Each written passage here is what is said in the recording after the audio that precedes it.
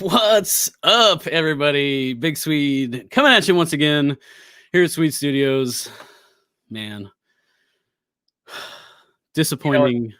It's a shame we don't have more time. Imagine how long that video would have been if you played all 50 sacks. Jeez, dude, and like if you look at it, like other than the very first one, which was the Dallas one of his worst, like held onto the ball way too long, got sacked and fumbled things. All the rest of those clips were from one Washington Redskins games where the Washington football team, where they sacked him 8 times in that one game. So yeah, as you can tell, what a dumpster fire of a season. But I got Mr. Dave Martin here once again to talk Eagles. I don't know why I did that, but Roscom goes by Mr. Roscom. Yeah, Mr. Roscom. But yeah, Dave's here with me once again to just lay all of our frustrations and sadness for this Eagles season, if you want to call it that. The season. They had a season. They actually got all the football games played. They did. By some miracle. If you can call that playing. Yeah. Yeah, so frustrating to say the least this season was. Yeah, all right, well, let's to put it realistically. So when did we did a video preseason, right? It was it was like I want to say late August, something like that. Well, no, we did it like literally like right before opening weekend. Was it? Yeah. So we were able to have the maximum optimism going into it. Yeah. Yeah, we were. Yeah, because there really was no preseason or anything. So like we did our preseason show. We watched some hype videos and got all pumped up and ready to run through brick walls. We did. We had our Brian Dawkins jerseys on, and we were fucking ready to go. Ready to go. Yeah. And speaking of that, we did in that video talk about some predictions for how this season was going to go in our minds based on, the optimism we had at the time. I'm going to go ahead and go out on a limb and say that we were way off. Yeah. Unfortunately, we were a little bit overly optimistic on what this season held. So we're going to take a little bit of a look back here at our early season predictions. All right. So I'm going to put you on the spot here now, and I need a prediction for the Eagles record this year. Where will the Eagles finish? 11-5. 11-5. Okay. I'm sitting at. I mean, a lot of it is dependent on injuries because there's a lot of question marks right now. Right now, I've got them sitting. I was like, they should do no worse than 10-6. They can do more than that if people stay healthy and guys come along. Hopefully the way we expect them to, some of these younger guys, I think we can do better than 10-6, but we should do no worse than 10-6. And if we do, then something bad's happening. Something bad happened. As it turned out, something bad did happen. Something very bad. And we can't even blame, like we were in the midst of the pandemic.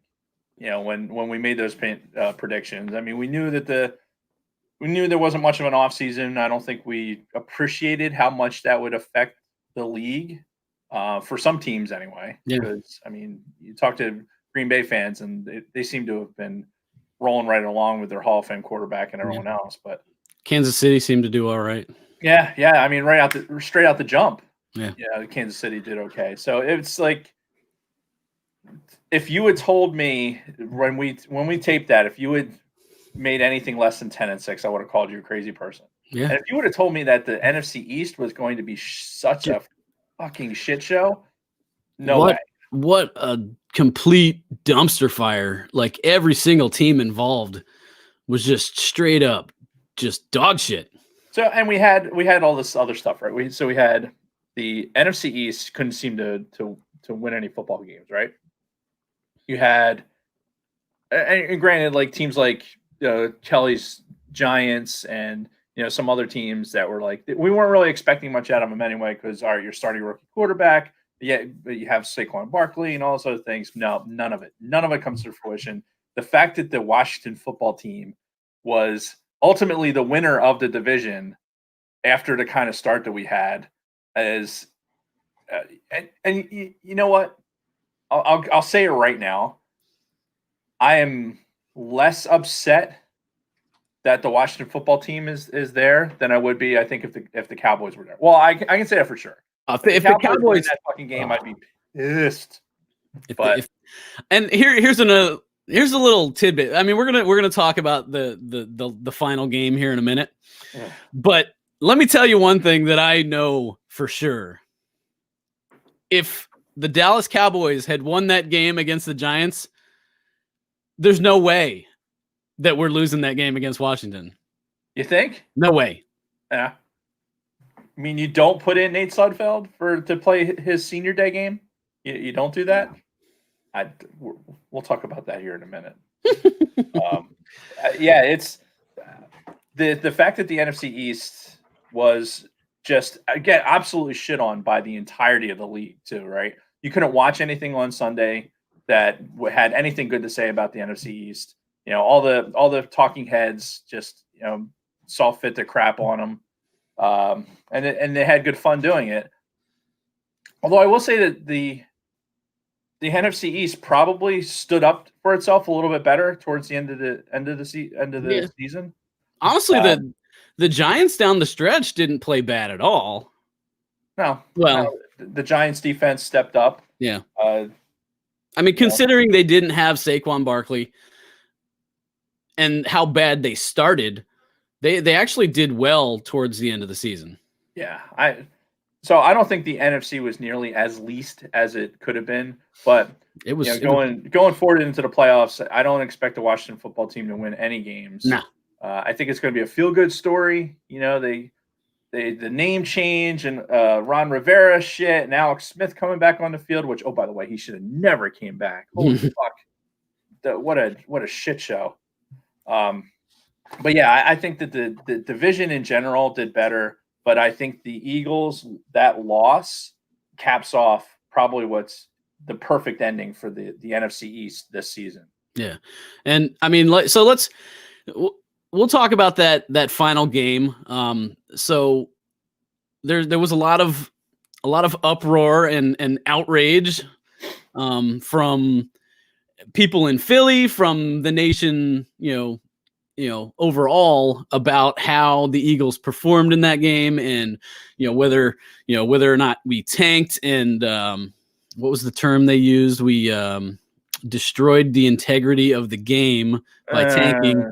That game, man, it was hard to watch, honestly. I mean, every Philly fan knew that we were probably going to lose that game. It wouldn't help us to win that game. We knew going into it that the lead up to it, they were sitting a bunch of players. Doug Peterson had been on record several times saying that he was going to get Sudfeld into the game at some point. Yeah. And that was very smart. They put I think the graphic was like 17 players that were on the non-playing list, right? Yeah. And I'm with you. I didn't have much expectation from them going into that game. I expected Washington to be the better football team. Yeah. I expected Washington to play a lot better. And then there wouldn't have been a conversation about whether or not we tanked or and then let's just put it out there. We tanked. We did not try to win that game. According to Doug Peterson, that's not the case. Yeah. So here's the thing for me. Okay, here's how I feel about that game. I get it. Okay, I get that you want to. You said you want to play Nate Sudfeld, right? He's like the irony of him being like this is his fourth year with the team and he hasn't gotten out there to play and all this other shit, right? 4 year. He's earned some snaps. It was Nate Sudfeld's fucking senior day. Yeah. Like, okay, we're gonna get him out on the field to get some snaps so that he can fucking graduate. Yeah. But you go into a football game with your number 2 guy. You benched Carson Wentz. You benched him because of performance and what the team was doing. So you benched him. You put in your rookie quarterback, and he won a couple football games. But to say that in that moment against a football team that had everything to lose, Washington had everything to lose. Yeah. We stood nothing to gain and nothing to lose, right? But against a team that would be playing for its football life, that defense would have been the toughest defense that Jalen Hurts probably had faced. You know, statistically, this should have been the Saints, but the Washington football team's defense was playing to make sure that they secured their playoff spot. You could have put your rookie quarterback in a situation where every throw, every down would have counted. Mattered. He did not play well in that game. No, he didn't. And that was one of the things that I said is, you know, because everybody was like, oh, you know, they put Sudfeld in there like they were going to win. I'm like, Jalen Hurts was not lighting things up when he got pulled out. I mean, he had the 2 touchdowns on the ground. It was like 6-yard runs, nothing major there. But he was like he had like 30. I don't even know how many yards he had. It wasn't much. He had like 7 completions, I think. No, to that point, the offense really wasn't executing. But he kept all of the other starters out there. So this is where the Doug Peterson show, with what he said after the game and the next day, talking about how, yes, he said he was going to put Nate Sudfeld in the game, but he was going to see some snaps or whatever. Okay, sure, right? But you kept everyone else in. You kept Jason Kelce in there, right? You kept, players. You kept a lot of starters out there that if you really were trying to just get people time, put everybody out there. Yeah. Give everybody that opportunity. Instead, you just put your quarterback out there, and then you double down on it, and you say, oh, well, Nate Sudfeld can run this offense. I felt we could win the game with him in the offense. Yeah. Bull fucking shit. Yeah. After 2 series of him basically taking the football and shoving it sideways up his own ass, I think at that point you go, okay, this is what the offense looked like with Carson fucking Wentz. This is what it was. This was a guy that stood in the pocket, right? Was trying to look downfield, didn't have enough time because the fucking the goddamn Swiss cheese that was the offensive fucking line. Yep. And then the same exact thing happens. It's not a coincidence. Yeah. It's not a coincidence that fucking with Nate Sudfeld in there, who is a lot more similar to Carson Wentz than Jalen Hurts is. Facts. Suddenly that fucking team looks so much different with Jalen Hurts in there. And then when it reverts back, it suddenly sucks again. Yeah. Why is that? Yeah. Is it because because Nate Sudfeld is that bad? Perhaps. Is it because the offense is built towards, it's not built around a fucking quarterback like a Carson Wentz or Nate Sudfeld enough? Yeah.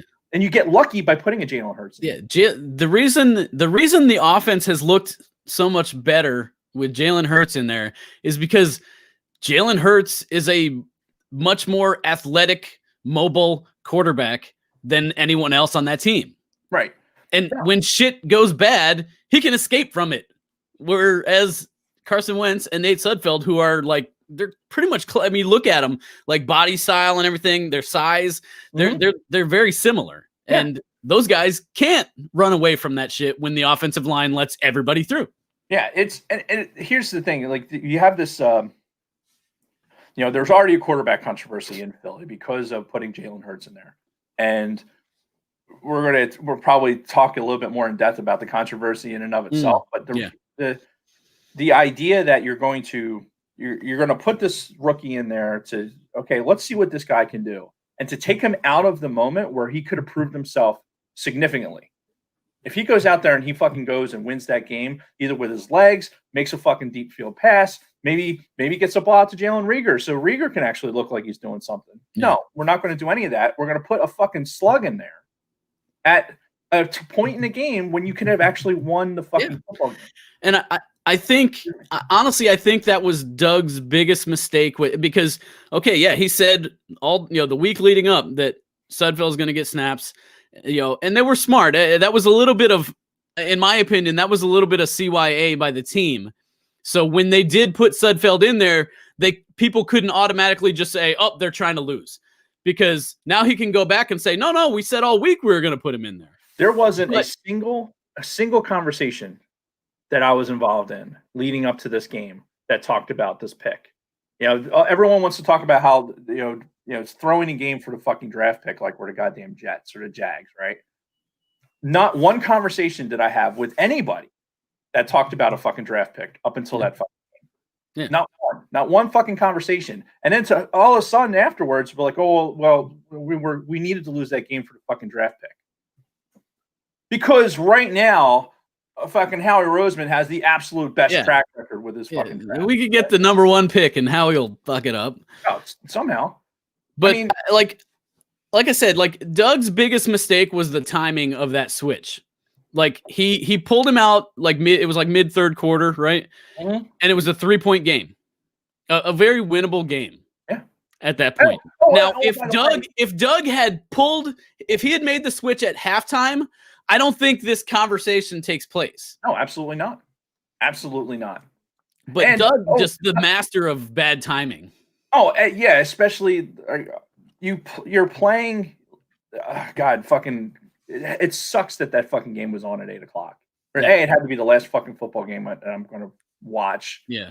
And B, that it was fucking Collinsworth. I can't fucking stand because they kept trying to throw this like whole percentages thing and all that when Doug decides to go for it on 4th and goal again.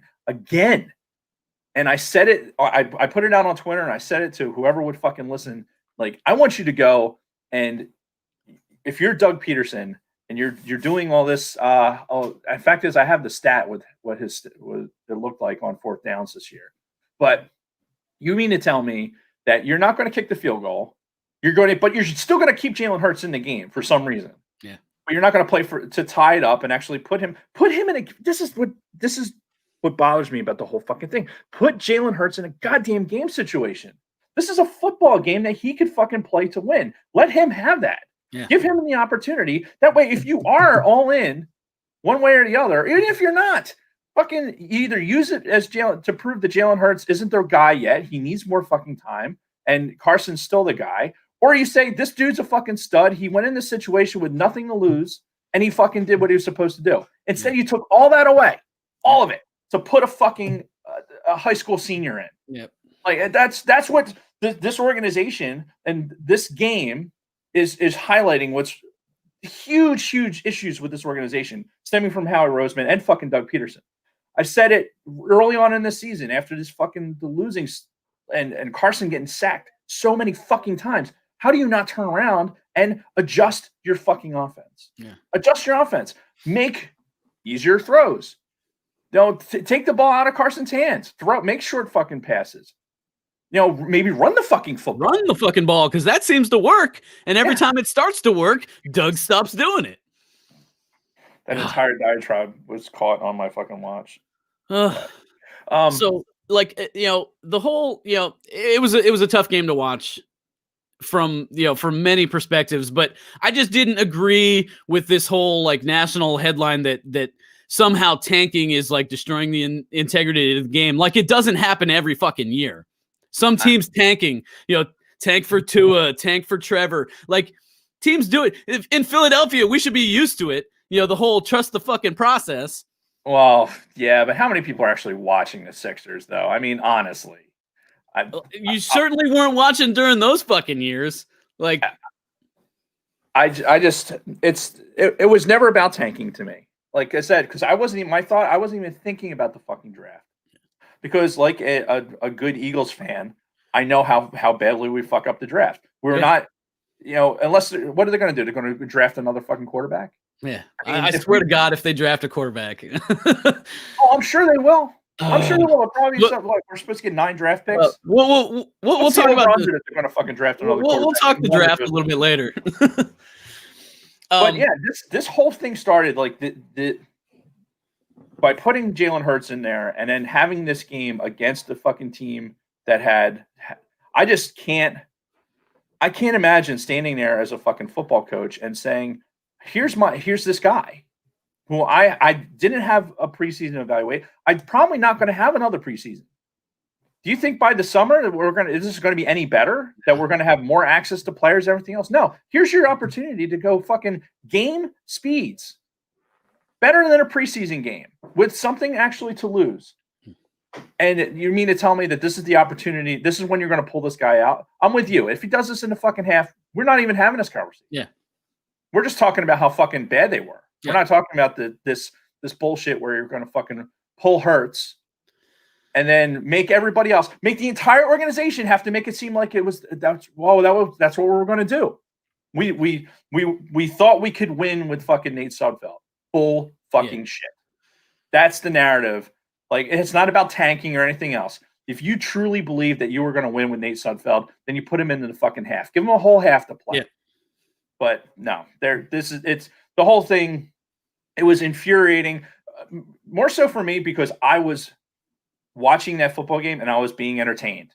I was watching Jalen Hurts play. They weren't playing great, but they were close. Yeah. Like, you know what I mean? It wasn't a fucking blowout. The defense showed the fuck up in that game. Yeah. The defense came out there to play, whether it's fucking Schwartz's last game or whatever it was, but the defense actually showed up and decided they wanted to play that fucking game. They had a reason to play. Yeah.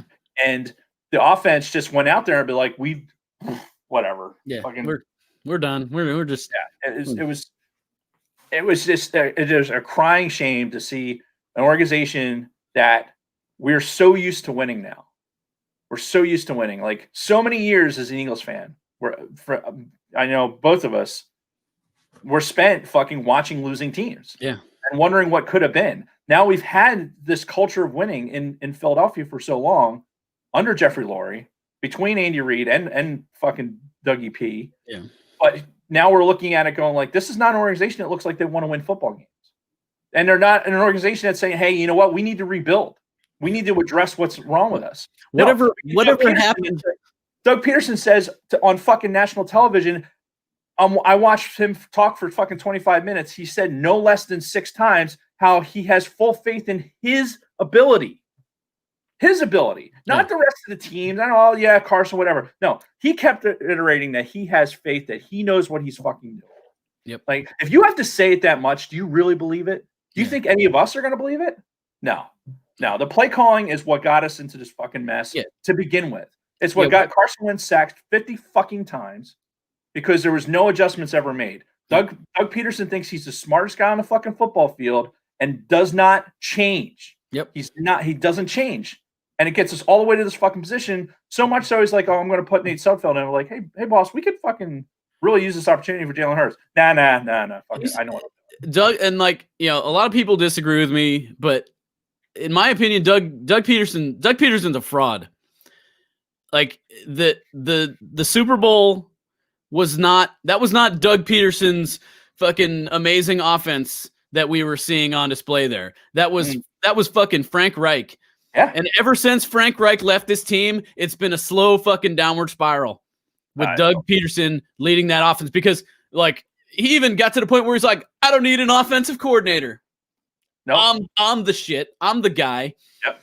And we've been slowly fucking, circling the fucking drain. Yeah, he's an egomaniac. Yeah. And whatever happened to the new norm, Doug? Whatever happened to that shit? Right.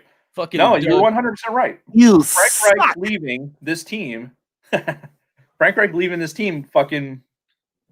That was the switch when that switch happened, because Doug Peterson and Carson Wentz. I don't think Peterson coaches up Carson Wentz the same way that Frank Reich was. But Carson and Frank had a really good, really special relationship, even outside of football.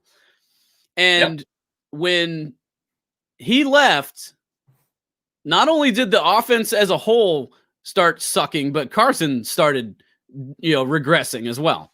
Yeah. Well, and look, let's face it. We saw in the intro video that you showed, right, some of the mechanical issues that Carson Wentz was having with holding the ball too long, right? Because, and my father-in-law was sitting in this very room, and we watched the Eagles games on the big screen. And we watch Carson Wentz. He ducks. He does this duck thing where there was 2 of those in that intro clip. Yeah. And every time he fucking bends at the waist like that, last year before, he actually fucking slips out of a couple of those. It makes for great fucking film. Yeah. But now suddenly you've reinforced that's okay. Yeah. This is coaching, folks. This is high school level fucking pee-wee coaching. where you say, hey, just because that fucking worked, that's not how this is done. Yeah. Like this is the NFL.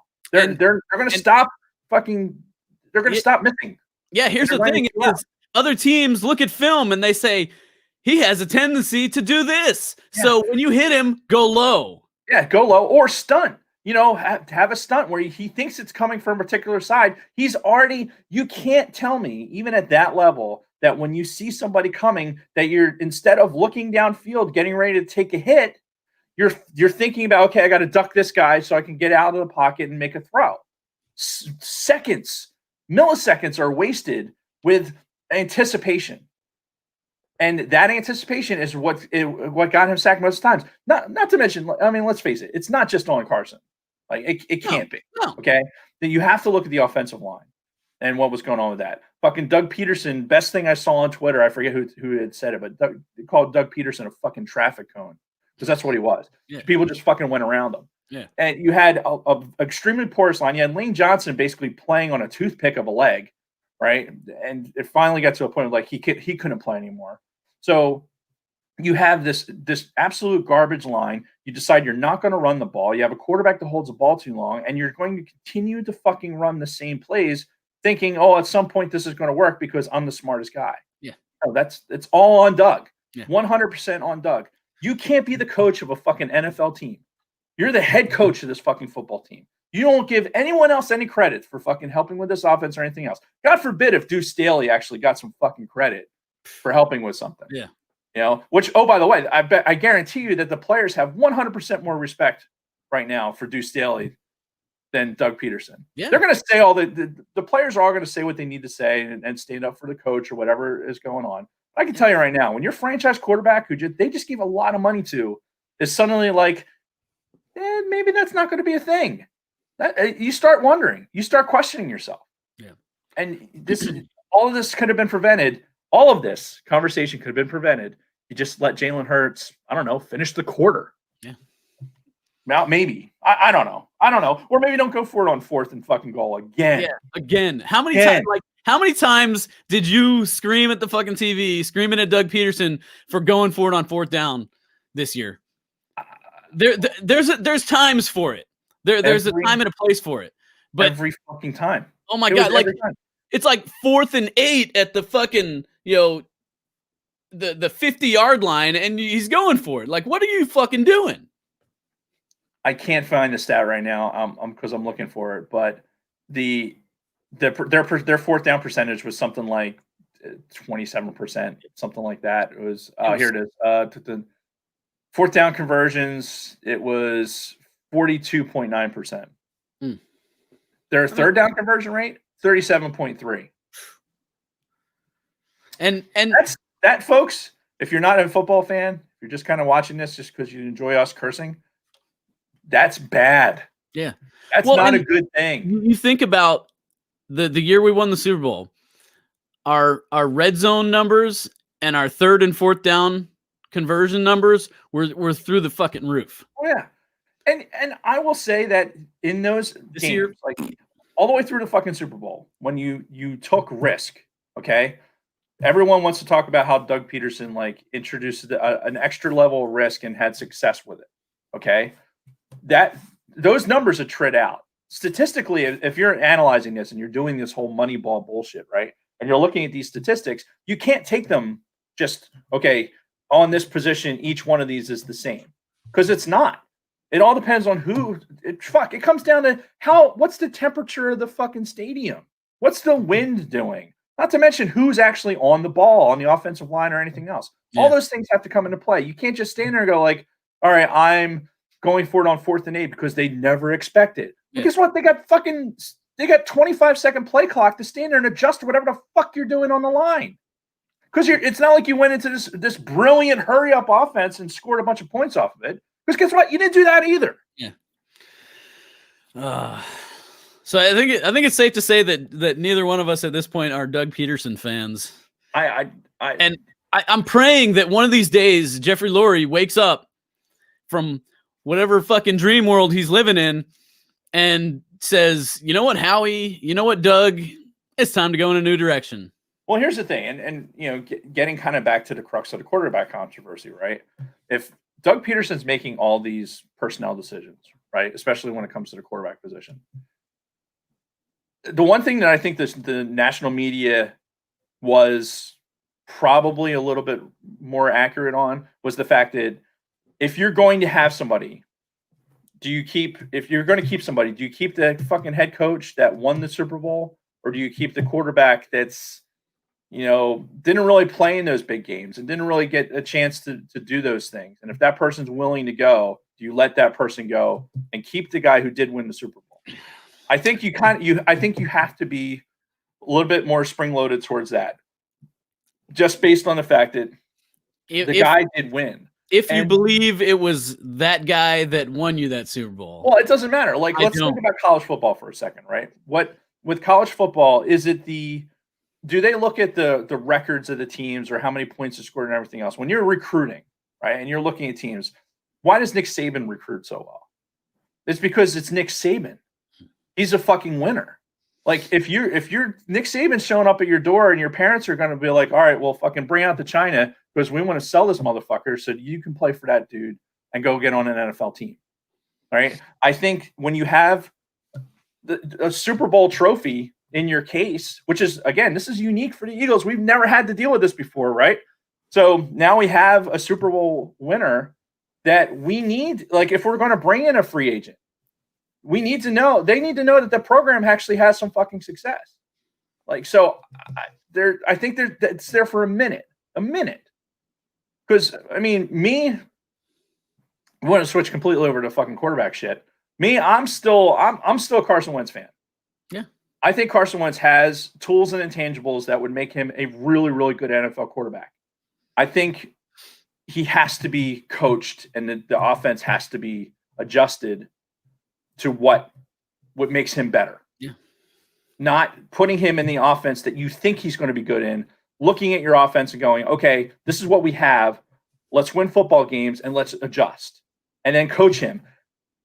I don't know how many post-game press conferences you actually watched, but Doug Peterson would talk a lot about he has to coach Carson to do this. He has to coach Carson to do that. Okay, where is the coaching? Where is that actually happening? Yeah. Is it happening because you actually are isolated with him one-on-one when working on some sort of mechanic? Are you working a certain drill? Or is Carson being told, hey, you need to do this better, here's the film, and then Carson goes into the practice field with Zach Ertz and throws balls back and forth? That's a lot of what was happening. Yeah. So where is your coaching, coach? Yeah, you're the head fucking coach. You can't just worry about Carson Wentz. You're the head coach. That's not your job. You need to have the right people in place to do that. Stop being such a fucking megalomaniac and actually, oh, hey, you know what? I need somebody to come in here and be a good quarterback coach. Yeah. Because, by the way, Doug Peterson had this huge successful NFL career, right? Way more than any of us. But yeah. He was a stellar backup. He was in programs and has the pedigree. You play behind a Brett Favre and, you're underneath Andy Reid and you learn all these things and that's fucking great. But at the same time, you need to have you need to know that this guy needs a quarterback coach. He needs to work on fucking mechanics. Yeah. And you wasted 17 games where you could have been coaching your guy. And, oh, by the way, the guy you paid a bunch of money and now you got to worry about whether or not you're going to fucking keep him. Yeah. Yeah. So, shifting gears a little bit on the quarterback controversy. There's a narrative that we've been seeing ever since 2018 into 2019 and 2020. I heard it again after this game.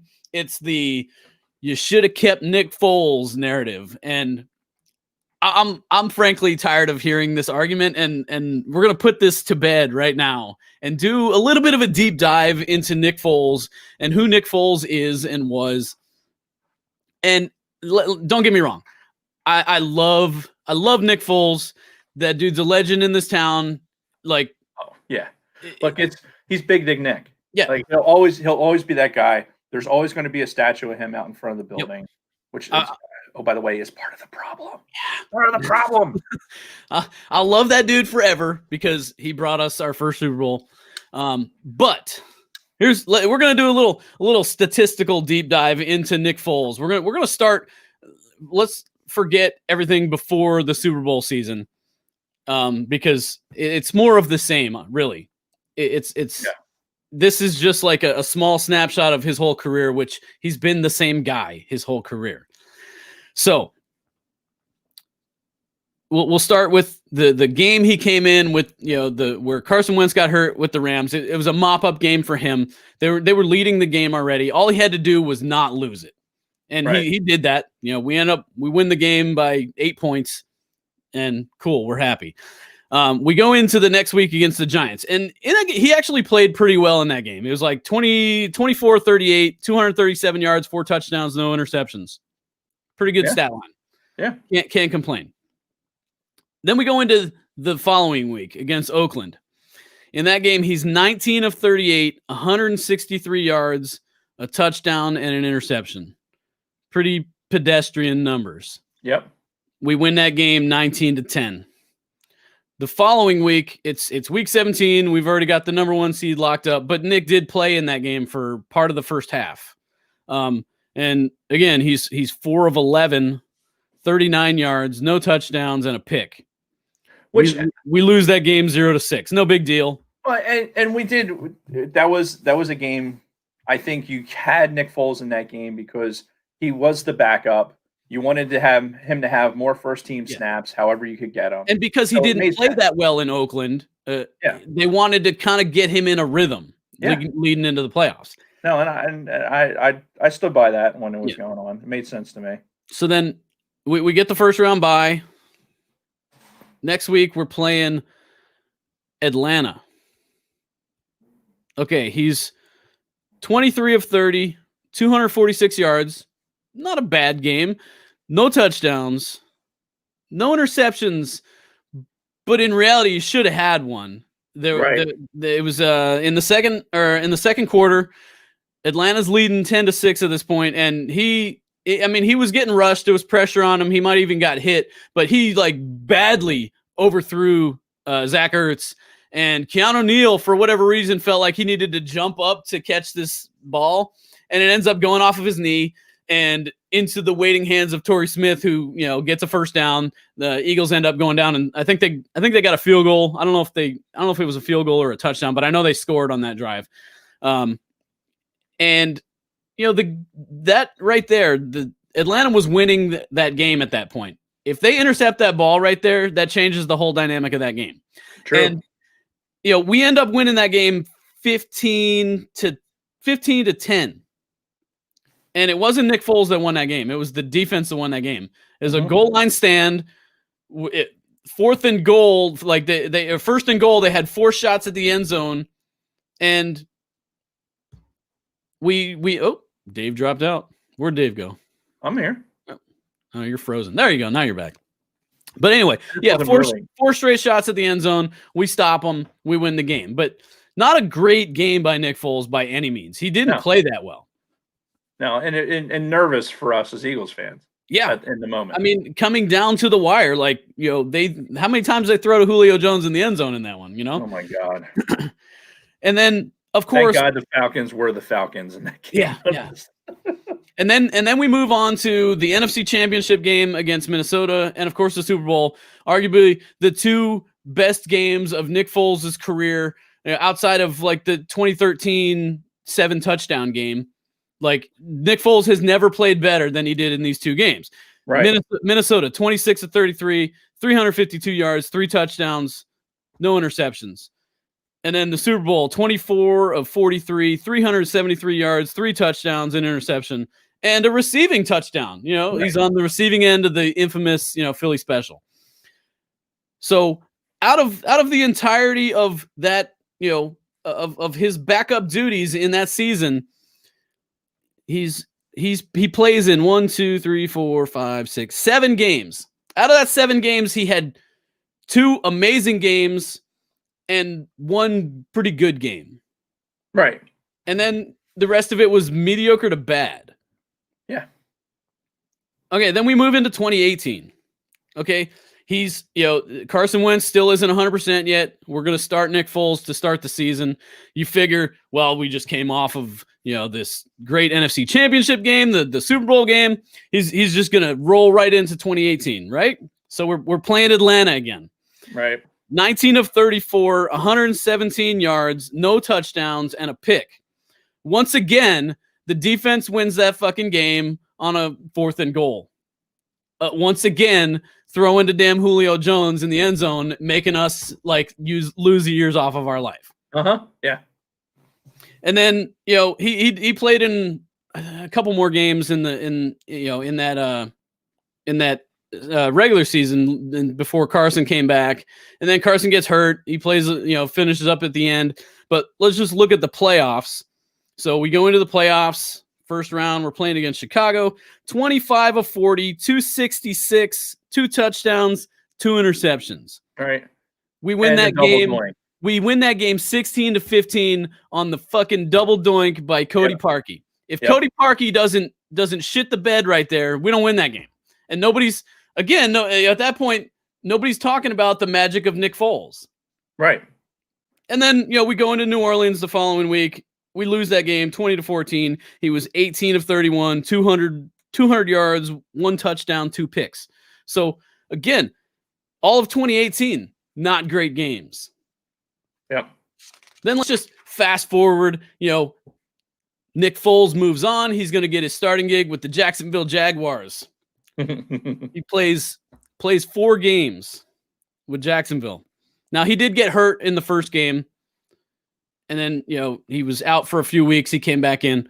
Right. But in those 4 games, he was 77 of 117, 736 yards, 3 touchdowns, 2 picks, and a 35.5 QBR. That's not good, kids. And he gets benched for Uncle Rico for the rest of the season. Then this last offseason, he gets traded to Chicago, where he proceeds to lose the starting job to Mitch Trubisky right off the bat. And let's not sugarcoat it. Like, he went to Chicago not necessarily to be the guy. They went into camp with, hey, there's a quarterback competition to be had here with Mitch, because we want to light a fire under Mitch's ass. So he loses the job to Trubisky, and then he ends up, Trubisky sucks, so they put Nick in, and he plays 8 games, 202 of 313, 1,850 yards, 10 touchdowns, 8 interceptions, and a 43.6 QBR, and he gets benched again. So let's address Kelly's thing, because in the chat, Kelly's mentioning how many of those incompletions are because of shitty receivers.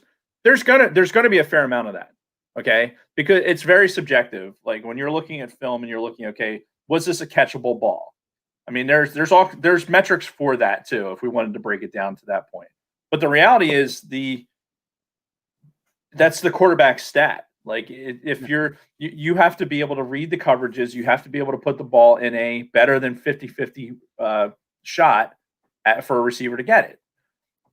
For what Foles was doing in Chicago, he should have never even played as many games as he did. They put Trubisky in there so that he could fucking, like, basically it was a wake-up call to Trubisky, like, hey, dude, this guy's in here. He's not good, but we're going to put him in here. And unfortunately, for, like, if you talk to a Chicago fan, which I have a good friend of mine who's a Chicago fan, and he's like, I want them both to lose. They both fucking suck. I want them both off my fucking football team. Nick is the most hot and cold quarterback I think I've ever seen in my life. Like, when he is on, he looks like he's Big Dick Nick. And listen, there's other stuff to think about too. Like, when you bring in a backup in any part of the game, right? When's the last time an actual playbook was built around Nick Foles? Maybe in Jacksonville, and we see how that worked out. Yeah.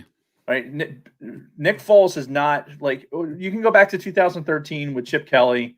There was a lot of other things going on with those Chip Kelly years. Like, that Nick was, that's 7 years ago. He had some youthful exuberance to add to the fucking football game. And that season, Chip Kelly was running offense that nobody was really prepared for. until the next year when he got punched in the fucking mouth, as he should. Yes. But there's Foles. If you would talk to me about it in 2018, who do I think should have been the starter? I would have told you that Carson Wentz is the starter. Carson Wentz is what got you to the fucking place that to get to the Super Bowl. Yeah. You brought your backup in. Your backup had the two important games that he had to win. He won. He did his bit. He did his bit. Exactly. But he has never been a solid starter. And to me, who's somebody who's pretty smart in the game, I never once thought that, okay, Nick Foles should be our guy to lead this fucking franchise. It just never was a thing. And then the fact that there's still fans out there that want to look back and say, well, if we had Nick Foles, all this stuff would be different. You're out of your minds. You're out of your minds. Would have been much, much worse. And here's to that credit, when we're talking about the quarterback controversy just in general, and you look at Carson Wentz, Carson Wentz, everyone talks about the MVP season basically he was having before he got hurt, right? Going into the Super Bowl. He was still playing at a high level when he got hurt again the next season. And the idea that in 2018, you're going, you had to watch your backup fucking get the Super Bowl MVP, right? And there isn't a professional football player in the world that wouldn't feel some tinge of fucking like, you're happy you won, you were a part of it, but you should be that guy. That's that competitive drive that makes these players elite. Yeah. So he goes into 2018 with something to prove, right? Carson Wentz does.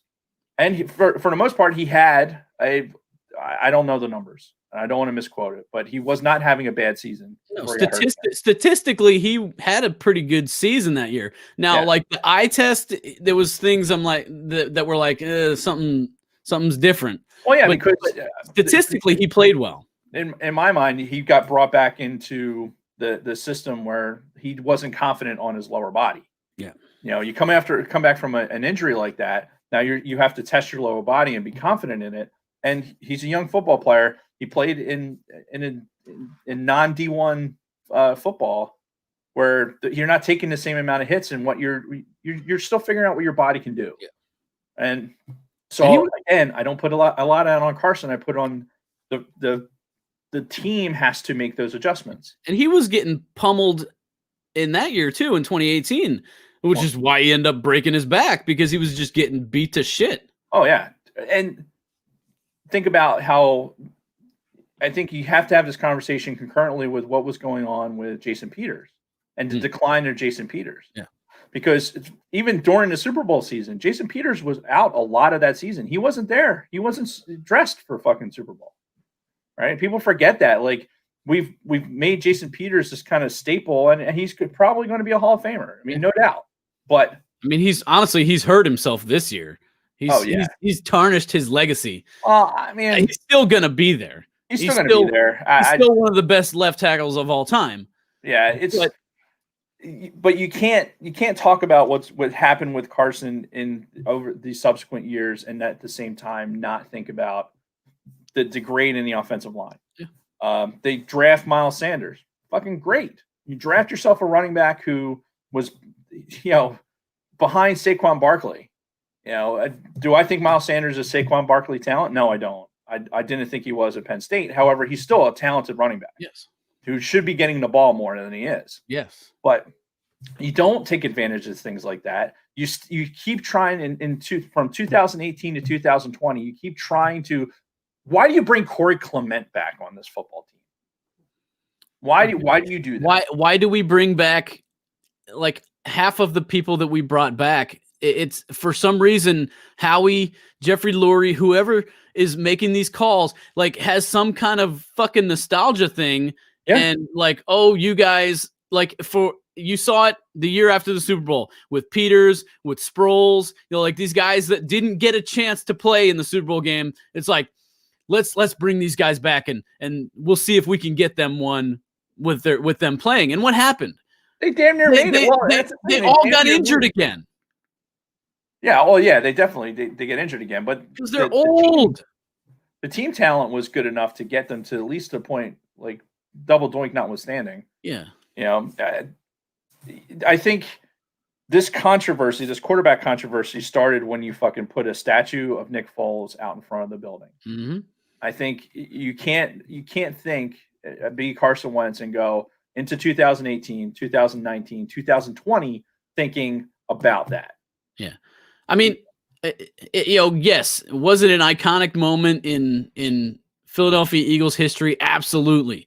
But the timing of that, like, okay, the backup came in, went in on this incredible run and had this awesome play in the Super Bowl. But guess what? He's still the backup and your main guy is still there and you're going to put this statue out front of the backup. Like, if you had done it 10 years later. Oh, yeah. Still would have been cool. Yeah, no new quarterback coming into the system is going to care that statue's out there. Yeah. But the guy that's there already and is your guy, that's going to be in his head.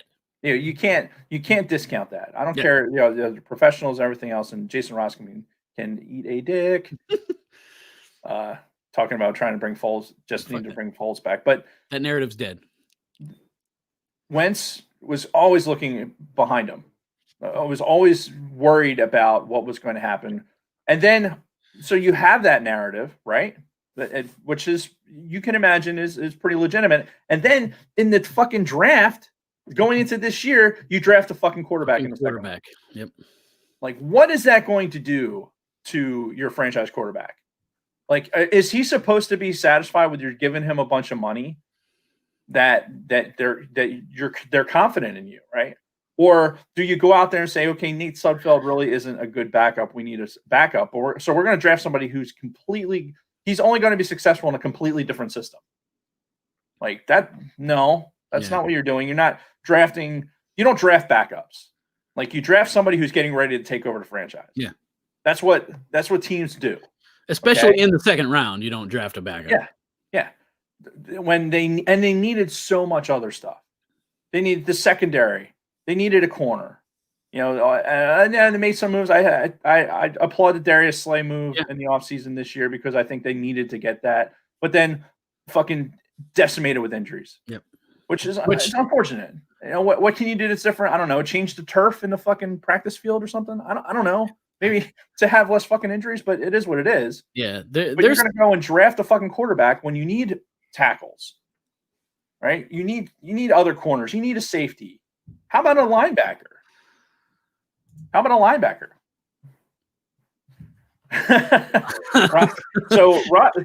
So Jason Roscom here, who is also from a Gen X point of view podcast, has no room to talk. Yeah. He is a fucking 49ers fan. Yeah. And how's that fucking pretty boy Garoppolo doing for you right now? Right. I'm pretty sure that the 49ers are going to be moving away from Jimmy Garoppolo. So shush out there. So on to the current quarterback controversy at hand is the decision that the Eagles need to make in this offseason. And that is who's your guy, Wentz, or is it Hurts? Do you think you can fix Wentz? So I guess that's the $1 million question, right? Or multi-million-dollar question. Do you 100 and something $1 million question? 46 million, something like that. Like for us, and I guess the question I'd ask you before that is, I think we can talk about what makes sense from a football perspective, but what would you want? Because I know for me, I'd rather see Carson Wentz come back. I think that he's the right guy for the system that Doug Peterson runs. Now, do I also think that Jalen Hurts can be effective if they build an offense around him? Probably. Do I see Jalen Hurts as Russell Wilson? No, absolutely not. I do not. Russell Wilson is a singular talent. He has similar body type and everything else. Like the Lamar Jacksons and these other quarterbacks that are like really elusive running quarterbacks. Kyler Murray. Yeah. Well, Kyler Murray, he's going to have a short career. Yeah. He's already kind of proving it. He's too small to play like that in the NFL. Yeah. I just like, if you're going to, you build around a franchise quarterback, okay, I personally, I think Carson Wentz is the guy. I've been on the Wentz wagon. Yeah, I would love to see Carson like return to that 2017 Carson Wentz. My only concern is at this point, like, can this work? Can this relationship that, you hear, reports out there that, his relationship with Doug Peterson is fractured beyond repair and all this bullshit, which, you got to take headlines and stuff like that with a grain of salt. Yeah. But you can't tell me that Carson was like, all like, oh yeah, no, this is fine. Everything. It's like that meme where everything in the room is on fire. This is fine. Yeah.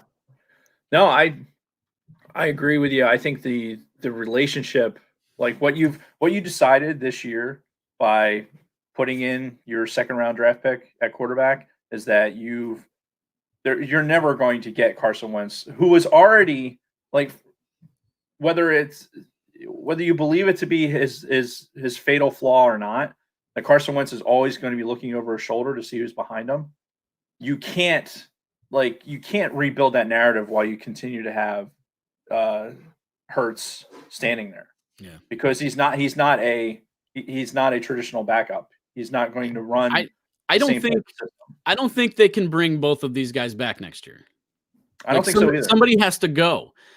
And honestly, unless there's significant changes made to the offense, I don't see Carson Wentz coming back and being good again. Like, you put him back in that same offense again next year without any upgrades, any changes to the play calling, it's going to be more of the same. Like, it's that whole beating your head against the wall, and.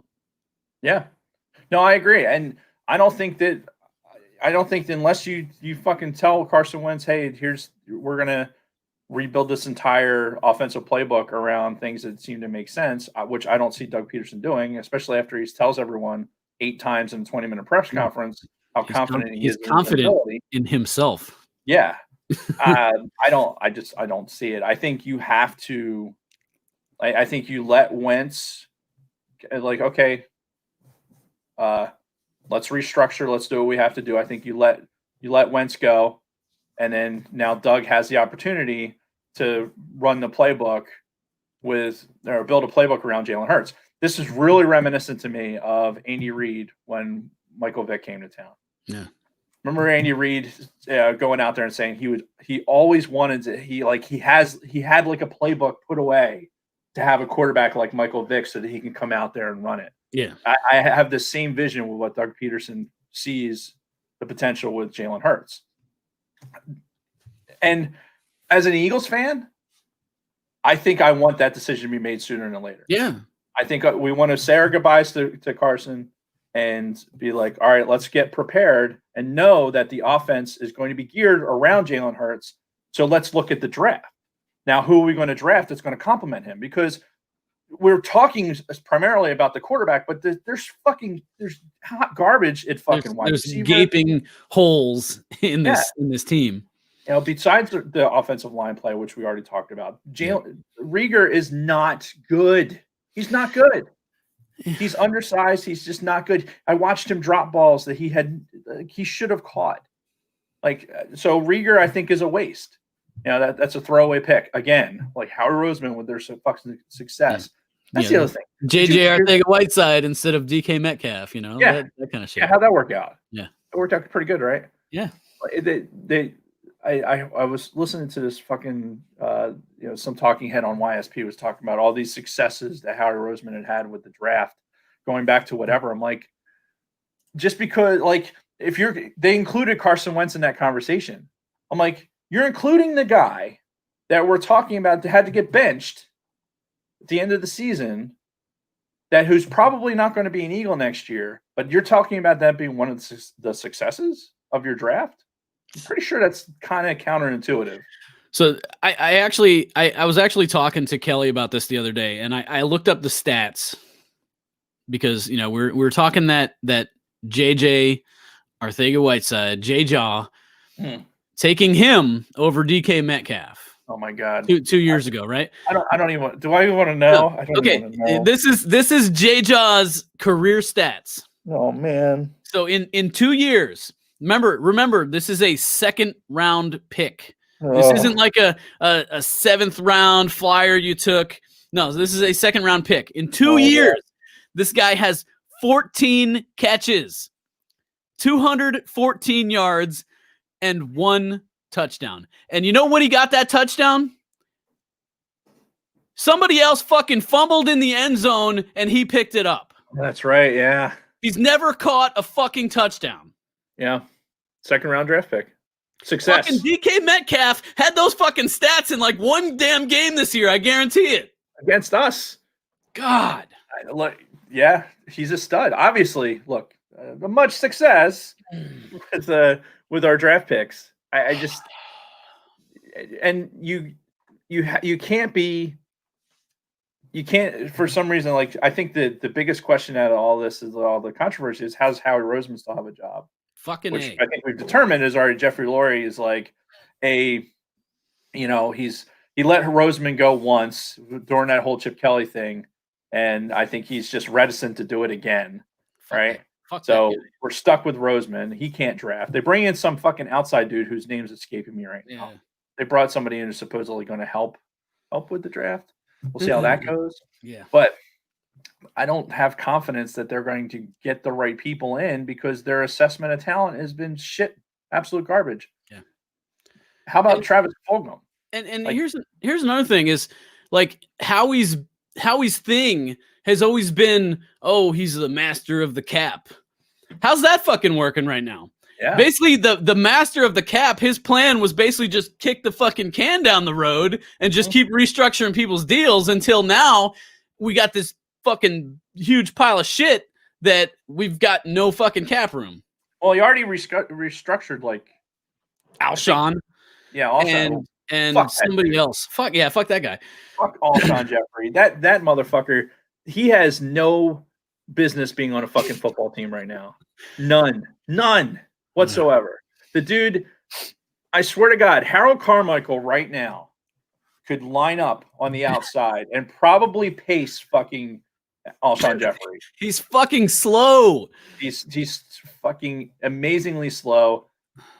And he doesn't block. Like, there's no benefit to having him on his football team. He don't like, it's like he don't care out there. I mean, he's got his money, whatever, He's wearing a Hall of Famer's number. He needs to fucking go. He needs to get off of that fucking. Yeah. Honestly, Howard Carmichael's jersey should be retired. Yeah. With his Hall of Fame induction. But Jeffrey needs to fucking go. Yeah. I think Travis Fulgham, I think there's something there. There's some smoke there. Yeah. Right. And the fact that he was lighting it up, and then they started cutting his fucking snaps to put Alshon in there. Yeah. Oh, Alshon's back. Hooray! It's so much success. We're going to win football games. No, you're all right. not. So we've been talking a lot of fucking down. Looking at the season as a whole, 11-1, which was a fucking dumpster fire. Were there any bright spots for you this season? Was there anything that stood out that you were like, all right, that's something positive we can build on? Thinking long and hard. I saw the notes too, so I had time to think about this. I think the continued our front four, our defensive front four, I think is the one takeaway. Where if you look at all these football games consistently, in a Jim Schwartz defense that I was never 100% on board with, the bend but don't break defenses. Why do we win those games against Atlanta or anything else? It's because we have the end zone as a 12th defender. Yep. So that's why that works. We did see some more blitzing this season, which I think was good. Numbers wise, BG and Fletcher Cox didn't necessarily have big gains. But overall, I think that package of front four that was in football games, I think played to their expectations. Well, I mean, BG actually played really well. I mean, he got his first Pro Bowl this year. Now, Fletcher Cox, I don't know where the fuck that guy was all year. I was double teamed every fucking game. It double and triple teamed, like to the point where. Which means somebody else should be. I mean, maybe that's why BG had better numbers this year. Yeah, but that's the thing. Like, if you're an offense and you're game planning against the Eagles, and all you have to do is take care of the front four, it's easy to do. Yeah. What would cost us 2-3 players only costs them one. Do you keep your you pull a tackle, or you keep a tight end on the line, or do something, get hits and release, because our secondary was somehow worse. Yeah. Darius Slay, great. Yeah. But even Slay, I mean, he was when he got put up against a top receiver, he didn't always play great. I mean, a lot of that was the Seattle game, DK Metcalf. I don't think Slay could have played any better. Some of those catches, there was just he couldn't have done anything more other than tackle the. Oop, am I going to? No, but he couldn't have done anything more than tackle him to stop that. It was just a perfectly thrown ball and a perfect catch. Yeah, and Metcalf's a stud. Yes, and that's if you're going to run man coverage and you're going to have it against our best corner, and that's what you're going to have. So you try and do other things. I mean, at some point when you're running X's and O's, that those are going to be givens, right? Okay, if it ball ends up at a fucking 50-50 ball with Metcalf and Slay, Metcalf's going to get that. Yeah, but I think it kind of comes down to the Jim Schwartz thing, where Jim Schwartz talking about his retirement and doing this other stuff, which nothing's official yet. This is all what the fucking actually. I got a notification on my phone during the show that Jim Schwartz will not be returning to the Eagles, announced today. Yeah, which is not really surprising. Yeah. And I quite frankly, I think if you bring somebody in there defensively that can make better use of our front four, and maybe do some linebacker development, I think that can continue to be good. If you're talking about positives for what was the Eagles, the front four, I like Jalen Mills at fucking safety. Yes. I like Jalen Mills at safety, and he's gotten better every year. Yeah. And who the biggest surprise on defense to me this year is I can't even think of his name now because he was a nobody. Singleton. Yeah. That line now let me tell you, do I think he's a premier NFL linebacker? Absolutely not. But looking at the hot garbage at linebacker that we've had over the last however many years, that dude was a surprising, he played great. He was leading the team in tackles damn near every week. Yeah. Yeah. Leading the team in tackles he was a ball hawk. Yeah. He seemed to be everywhere getting, and I agree. He's undersized. But I think his football IQ is high, and I think he wants to get after it. Yeah, and the only reason he was even on the field is because guys like fucking dumb shit Nate Gary got hurt. Gary, TJ Edwards, fucking not good. To think that at one point we had Hicks on our fucking football team, who's playing great for Arizona. Yeah, by the way, you had him on your football team, and you somehow let that go. And shit happens. I mean, it is what it is. Yeah. But sometimes it's just not a fit for whatever reason. The style, the defensive style. But I like what the defense was doing. I like that the front four was getting pressure on even players that we went into the season going okay, this dude. I can't think of the fucking. Oh, the one lineman. Fuck. I can't think of his name. So Hargrave. He was a disappointment, honestly, to me. Yeah, Hargrave, Malik Jackson. And Malik Jackson. Yeah, both of those guys, we paid good money to bring them here, and they haven't done shit. Right. Well, but I watched them get better towards the end of the season. Actually, another one that got better as the season went on was Sweat, man. Oh yeah, that kid came on. Yeah, and that's what I did.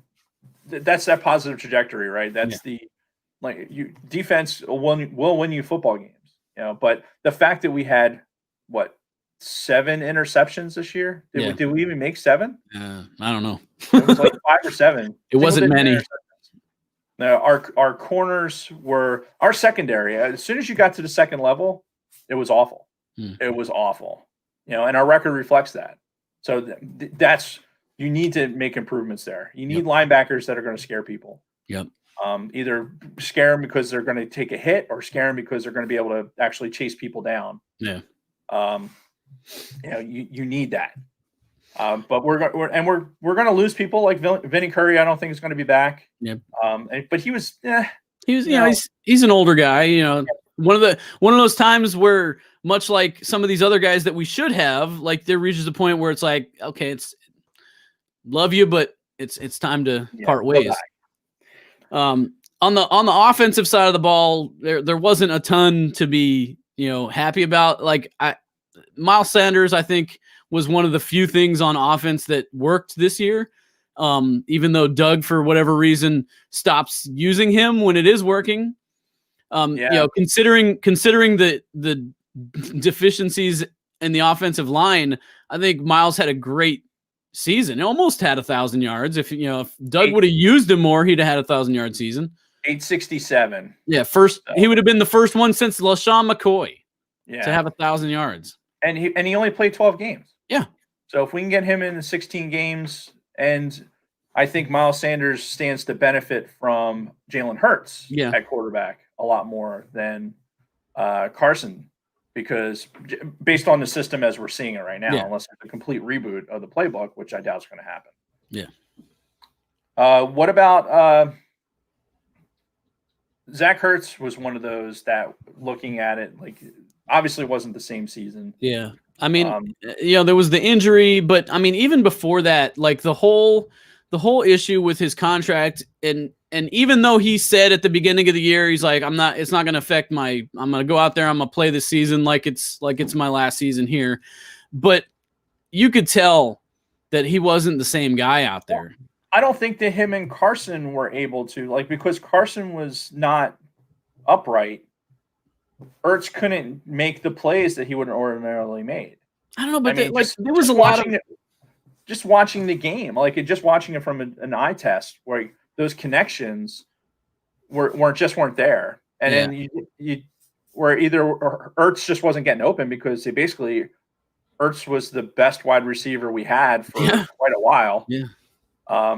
So Dallas Goddard got the benefit of that because he was actually playing a more traditional tight end role, whereas Ertz is more of a slot receiver at that point. But I mean, at the beginning of the year, like before Ertz got hurt, like there was several plays where like you'd see the ball would get in there and Zach wouldn't come down with it, and it's like you're like, that's a ball he comes down with last year or the year before. Yeah, and it was just like, why is he like? And a lot of those, and I'll give Zach Ertz all the credit in the world. Like that dude gets beat up because part of it, the routes he runs, he's going through traffic, but a lot of times like Carson will throw high to him and he'll stretch out and just get wrecked. Yeah, and the dude goes out there and he does it over and over and over again. Yeah, and I think that's what got Goddard actually hurt for a couple of games, is because Carson kind of stretched him out a little bit. Yeah, but I think like the whole thing with his contract, I don't want to say like Zach Ertz made a business decision not to catch that ball, but I think some of that was in the back of his mind of the whole contract thing, and like, do I really want to get crushed on this going for this ball when it's out of my reach? So Dallas Goddard, if we look at it by the numbers, right? Well, all right, we'll talk about Ertz. Plays 11 games. Sorry. Yeah, no, I saw that earlier. Plays 11 games. Ertz gets 72 targets, 36 receptions. Right, straight 50%. Dallas Goddard also played 11 games, started in 9 of them, and he had 65 targets, 46 receptions. Now, the target rate based on the catch, like Goddard was at 70.8%, whereas Ertz was at 50%.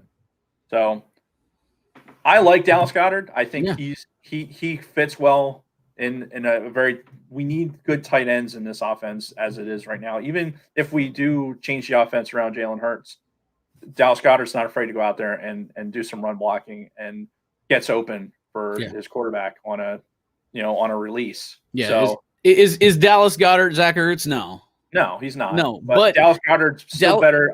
I think Dallas Goddard is like an upgrade to a Brent Selleck. Yes, exactly what I was just gonna say. He's like a better Brent Selleck. Like he's a more traditional tight end, but he can catch. Right. Like he can go out there as a receiver, but he blocks much better than Zach does. Yeah. And we have Richard Rodgers, who was out there. Oh my God. For 14 games. His completion percentage, he caught 77% of his balls. Old Dick Rodgers. Yeah. I mean, he was only targeted 31 times. Yeah.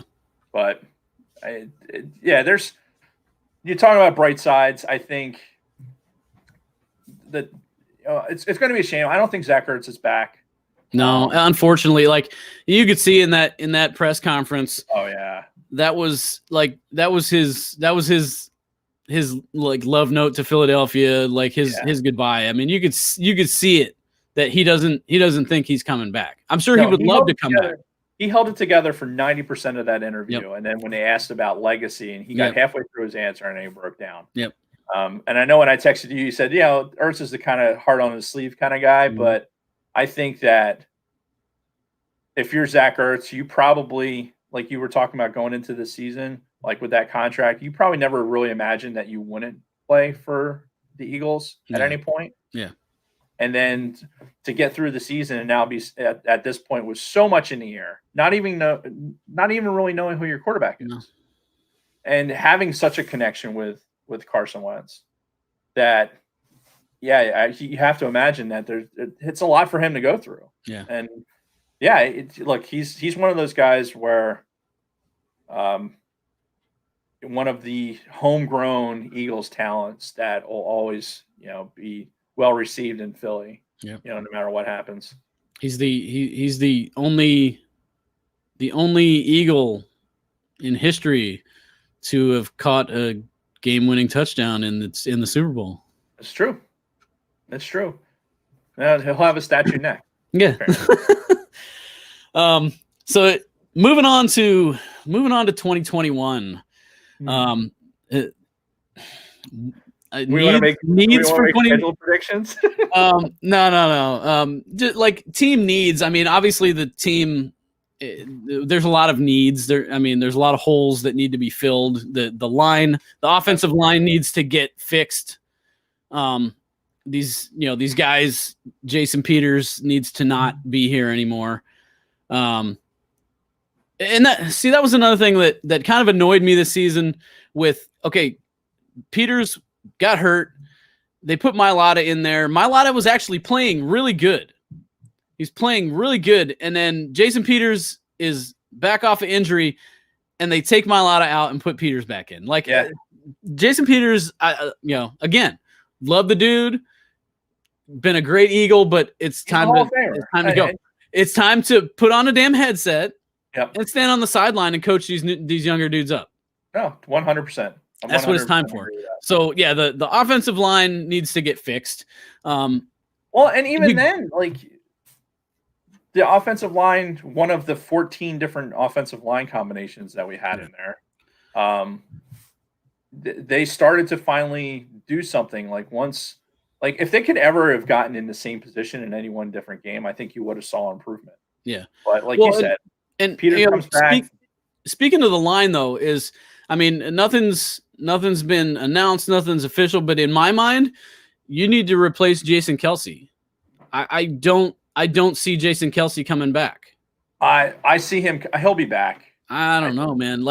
He's been mulling retirement since the Super Bowl. I don't know. If after a Super Bowl you're like, I don't know, I got to think about it. Do you come back to this? You know what? I think you have. I don't think he's done playing football. I'll put it. I hope not. I seriously hope not. I love Jason Kelce. I think you do have to start prepping for who's coming in there. And I think they have that guy. In fact, as I was reading something on one of the mock draft things we're talking about, they pick up a tackle, right? And you put you take Mailata, and I'm trying to think who they're talking about. Anyway, they already have basically the next center, and just move him into that position, and you need to fill the gap that person avoided. Yeah, I think Kelsey has football left in him. I think he's. I hope so. I think you know what. Honestly, thinking about it right now. Beer call. Nice. I think if things were as they are right now with the COVID restrictions and everything else, I think that'd be a major factor in Kelsey, whether or not he wants to come back and play. Yeah. Because to hear him talk about in the post-game interviews, and then even his Instagram post where he basically talked about how there really wasn't any kind of dissent on the line or anything once they pulled Hurts. I got the impression that he missed so much of the season, missed being with the guys. Yeah. And I think that's part of it's going to be part of his business decision is like, okay, am I doing this just to earn the paycheck, or am I doing it because I still love the game? Yeah. And I think if you get a more traditional football season upcoming, I think you see him play at least one more.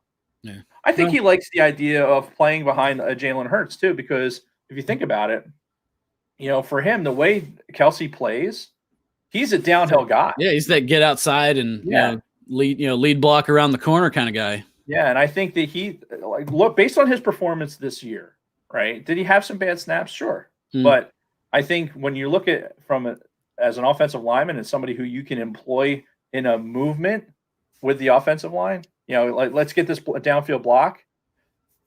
Kelsey's the guy you want.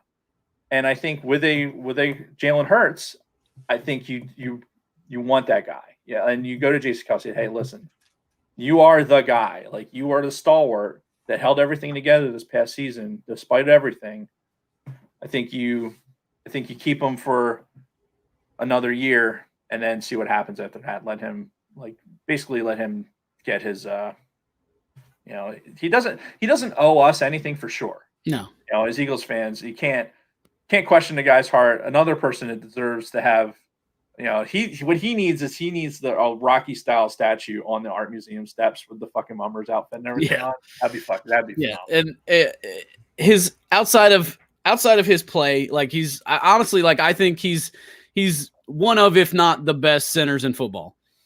Yeah. And outside of that dude is a legend in this town for that speech. Like, oh yeah. That will be remembered forever. Yep. Like when we're old and fucking talking to our grandkids and shit about the 2017 Eagles winning the Super Bowl. That's one of those things we're going to talk about is Jason Kelsey getting up in that Mummers outfit and just, oh man, where were you? It's going to be where were you when he gave the speech? I was right at the bottom of the fucking steps.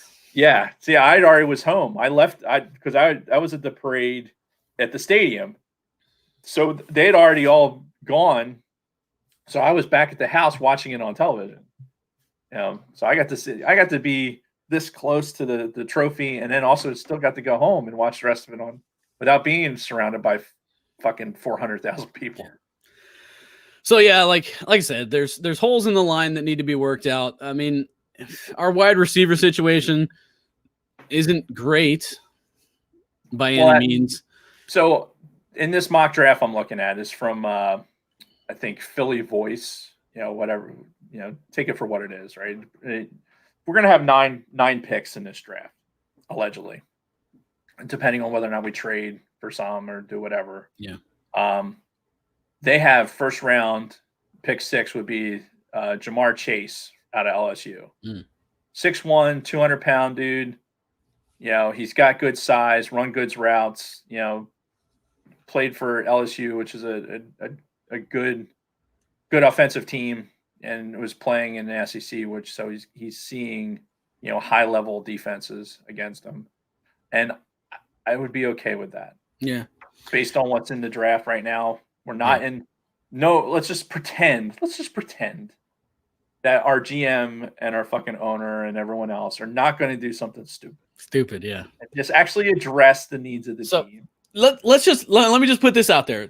Like, you're the GM, right? Mm-hmm. You're the GM for the Eagles. You're on the clock. You got the number 6 pick. What are you doing with it? Are you picking a player? Are you trying to make a deal to get some more picks? What do you, Dave Martin, do with the number 6 pick in the draft? I think you have to take it. I think you have to take the talent that's on the board. Do you got a player in mind who you would take? Well, I did somebody like this, like a wide receiver talent, like somebody who's going to go out there and make people have to think about them. See, me, I know exactly who I would take. Looking at the draft board, I know exactly who I'm taking, and I know there's no way in fucking hell it's going to happen because we're dealing with Howie Roseman. But number 6 pick, I'm taking Micah Parsons, a legitimate NFL fucking linebacker, which we haven't had for fucking ever. Yeah, Micah Parsons isn't going to go in the first round though. I don't know about that, man. Listen, I love Micah Parsons. You know, we're both Penn State guys, but I think the reality is linebackers. You're not going to go top 10 draft pick for a linebacker. You're just not unless you're fucking. Well, I know it's not going to happen anyway because Howie Roseman doesn't care about linebackers. Well, and if you look traditionally, like think about it just in the draft, like think where a Chris Young went, right? Who's on the Washington football team right now. Like that dude's a stud. You have JJ Watt was, within the first couple of picks.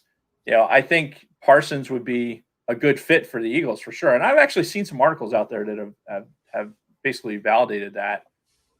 I think if we do draft a linebacker, I'd love if it was Micah Parsons. Yeah. I don't think it will be, but I think you can get him like late second round, maybe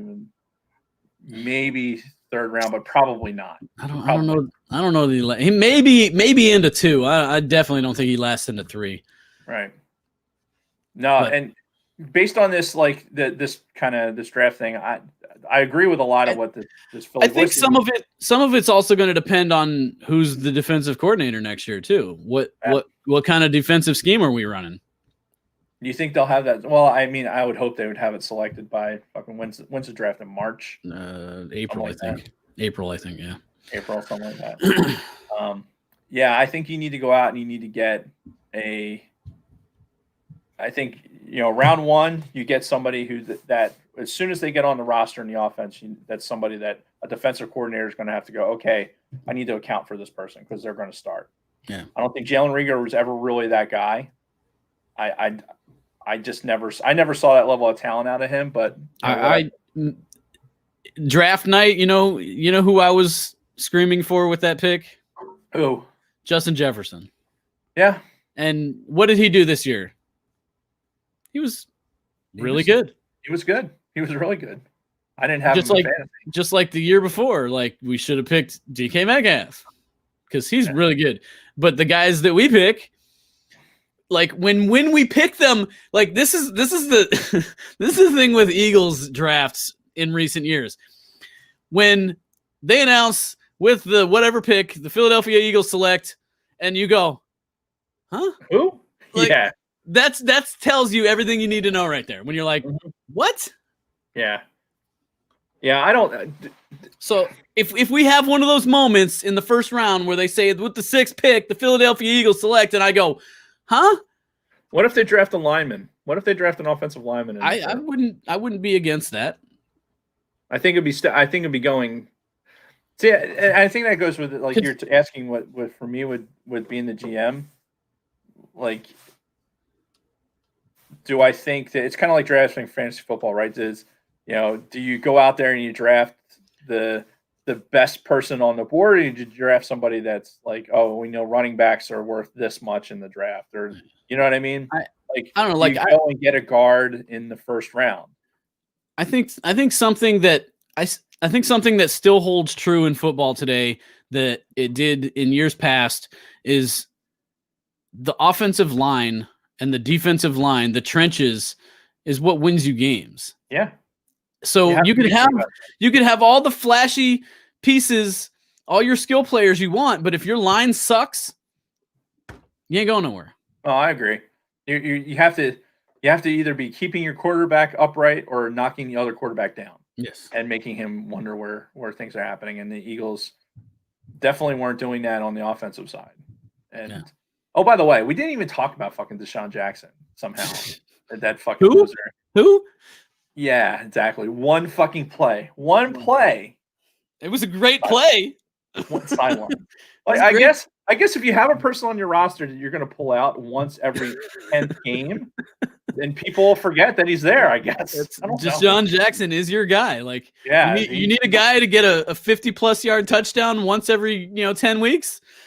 Sign Desean Jackson. There's your guy. He's your guy. Hopefully he will not be an Eagle next season. And another guy, like I love the dude. Like more 50-yard touchdowns than anybody else in was it NFL history, I think. Yeah. Well, and look, Desean Jackson made his mark for me by beating the fucking Giants. The miracle at the Meadowlands. That stupid punter that punted it right to him. Like Matt Dodge. I love it. That's right. We're talking to you, Kelly. That's right. And you can't have Freiermuth either, by the way. Not allowed. No more Penn State people on the fucking Giants. No. Not allowed. Penn State players are not allowed to go to the Giants or the Cowboys. Facts. They stole Sean Lee from us back in what? God, that was forever ago. Dead to me. But yeah, I think you're going to see a wide receiver go in the first round. I think you're going to see some offensive line go in the second, and then you're either going to get a corner or a linebacker in the third. And then after that, I mean, it's all going to be dependent on who's still left. Yeah, it's all crapshoot at that point. Yeah, it's a crap and shoot. So do we dare put predictions out there for our record next year? Absolutely not. I would not. Not knowing who our starting quarterback is going to be, not having a defensive coordinator, there's way too much to even speculate against. Because let's face it, I mean, if we look back at our predictions from the beginning of the season, right, we had so much optimism because of the talent that was there, right? But I think now at least we've probably learned our lesson that talent is only as good as the play calling. And if that play calling doesn't, if Jalen Hurts is going to be the starter, then that playbook has to be good enough to get them to win more than half of their games. If he goes out there and tries to run okay, here's these plays that would work if you're running, but I also want you to try and run these plays too, because I'm really smart and we're going to do this on fourth and 8 and think it's going to work. If we keep up that type of thing, then that's going to cost you football games. And then, at this time next year, we'll be talking about, Roseman and Peterson looking for other work. Yeah. I don't know. Maybe we'll revisit this in the preseason once we have some more answers. Oh, we're not sugarcoating. We're definitely going to have this conversation because we're stupid. We are stupid. We get our hopes up. Yep. Right? We're going to go into you know what? Last year sucked so bad, and we're going to forget how bad it sucked. We're going to forget how just god-awful it was to watch these football games. Goes back to managing expectations. Yeah, so bad at it. We hear that phrase so much. Yeah, my God, it's awful. All right, well, I think the wife's screaming at me to wrap this up. So, wrap it up, B. Any last minute parting words, shout outs, anything like that? Well, I mean, hey, thanks for having me on, giving me the platform to vent and not necessarily spend so much time venting on the from a point of view podcast. Honestly, you were a lot more docile than I was expecting. And you know why? A, time. Yeah, time. Is one by. B, there's been a lot of shit going on in the world that kind of puts some things into perspective, I guess. Facts. So, if this had happened on fucking Monday, forget it. Yeah, we would have been overmodulating the entire time. But yeah, catch me and Mr. Roscom on the From a Gen X Point of View podcast. We're live Monday nights at around the same time, around 5, between 5 and 6. Come and join us in the chat. We enjoy that. Subscribe to us, like us, download us, all that good shit. All righty. Well, thanks for coming on. It was fun. It's always fun. It is fun. And I mean, hopefully the next time we do this, it's better circumstances. Because this year was it was brutal. And we have fantasy hockey to look forward to. Yes. So. Which honestly, I still have no idea how fantasy hockey works. I gotta Google that shit. And you know what? Because there's so many games. Like, is it like every day you're doing fantasy, or is it weekly?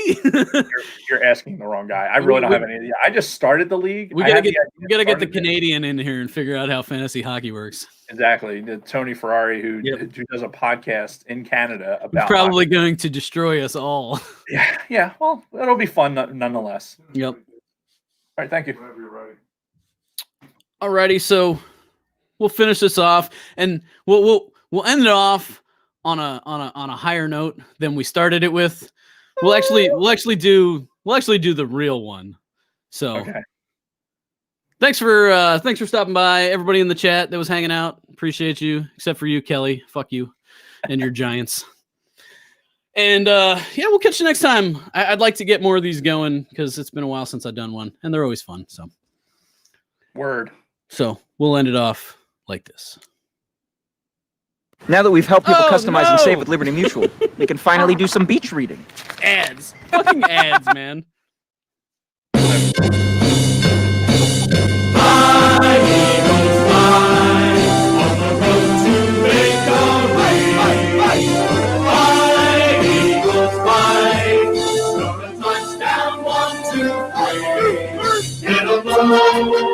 It'll high, and watch our eagles fly.